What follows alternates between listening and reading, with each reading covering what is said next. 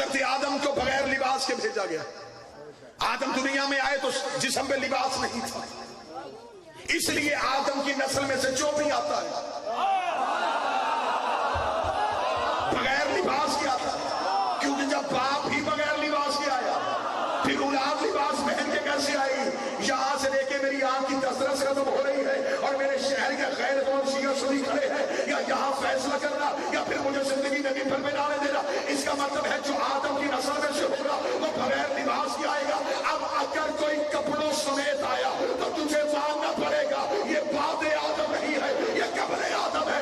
मैं अपने शहर के चौराहे में ऐलान कर रहा हूं, इन 12 में से एक भी बगैर लिबास के नहीं आया। अगर तू कहे दलील क्या है, मर्जी के मौलवी के सर पे कुरान रख के बोल, इन्होंने दुनिया में आते ही पहला काम क्या किया? वो कहेगा सजदा किया। फिर उसे कहेगा शर्म कर, सजदा बगैर लिबास के होता ही नहीं।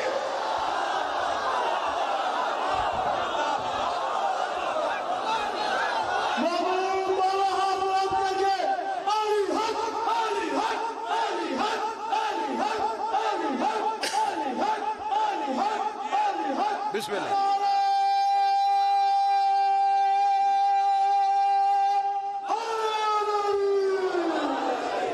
सजदा बगैर लिबास के नहीं हो सकता। इसका मतलब है अगर इन्होंने सजदा किया फिर बदन में लिबास भी होगा। जो सजदे की आदाब जानते हैं वो सजदे की शराइत नहीं जानते। इसका मतलब बदन पे लिबास था। अगर बदन पे लिबास था फिर मान, ये बादे आदम नहीं, ये कबले आदम। बतूल किसे कहते हैं? जो एक लम्हे के लिए भी नापाक ना हो। बतूल ओहदा है, खुदा देता है। खुदा ने सैयदा से पहले ये ओहदा एक बीबी को दिया है, वो ईसा की मां है, नाम उसका मरियम है। अब मेरे शहर में कोई बंदा ना समझे कि खुद ही तूने कहा ये ओहदा है तो इसका मतलब मरियम का ओहदा जनाब सैयदा के बराबर नहीं। मैं सतर कहूंगा, मुझे शहर में आंखें देखनी है, कहां मवद्दत की मुस्कुराहट।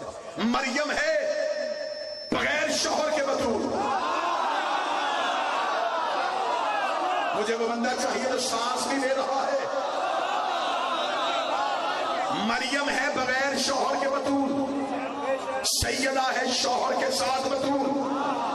जो अभी भी नहीं बोला उसके लिए जुमला कहने लगा, मरियम का एक बेटा मासूम है, ज़हरा के 11 बेटे मासूम है। अब जितनी मर्जी बातें करनी है करता चला जा, वो वक्त करीब है जब बतूल छोटी का बेटा भी आ जाएगा और बड़ी बतूल का बेटा भी आ जाएगा। वक्त नमाज होगा। मेरा बार वक्त मरियम का बेटा नमाज पढ़ा। ईसा काम के कहा मेरी जरूरत है मैं ज़हरा के बेटे को नमाज पढ़ाऊं। मेरे बार में के कदमों पे ईसा सर रख के दुनिया को बताएगा और चाहिए अकीदत दुरुस्त करो।